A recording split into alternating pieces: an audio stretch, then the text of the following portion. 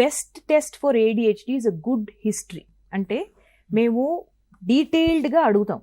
Psychiatrist maximum time spend చేస్తారు ఎక్కడ హిస్టరీలో. రైట్ ఫ్రమ్ బర్త్ ఎలా ఉండేది, ఎర్లీ డెవలప్మెంట్ ఎలా ఉండేది, మిగతా పిల్లలతో ఎలా ఉంటున్నారు, ఆడుకునే జాగాలో ఎలా ఉంటున్నారు, స్కూల్లో ఎలా ఉంటున్నారు, ఇంట్లో ఎలా ఉంటున్నారు. ADHD డయాగ్నోసిస్ మనం ఎప్పుడు చేస్తాము? అట్లీస్ట్ 2 ఆఫ్ దీస్ ప్లేసెస్లో ఇబ్బంది వస్తే మనం దానికి ADHD అంటాం. ADHD డయాగ్నోసిస్ ఈ మధ్యన ఎనీ ఏజ్లో కూడా మనం చేస్తున్నాం. అడల్ట్ ADHD కూడా డయాగ్నోస్ చేస్తున్నాం.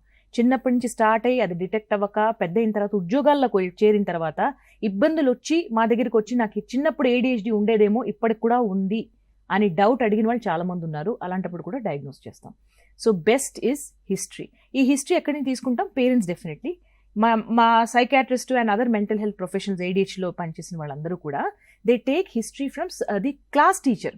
క్లాస్లో ఎలా ఉన్నాడు, ఎలా బిహేవ్ చేస్తున్నాడు అన్నది మాకు చాలా ఎసెన్షియల్ రిపోర్ట్ అండి.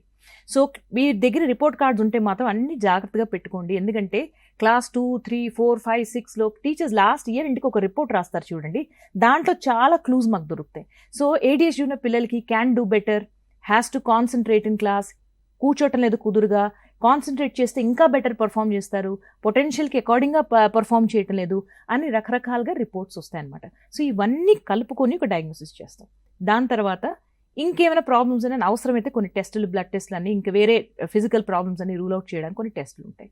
అదే కాకుండా కొన్ని స్కేల్స్ ఉంటాయి. స్కేల్స్లో వాళ్ళు ఎంత దాకా ఉంది, ఎంత సివిరిటీలో ఉంది అన్నది మనం డయాగ్నోస్ చేస్తాం. సో మళ్ళా చెప్తున్నానండి, ADHD best diagnosis is done by parents and teachers. వాళ్ళ రిపోర్ట్ మీదే బేస్ చేసుకొని మేము డయాగ్నోస్ చేస్తాం.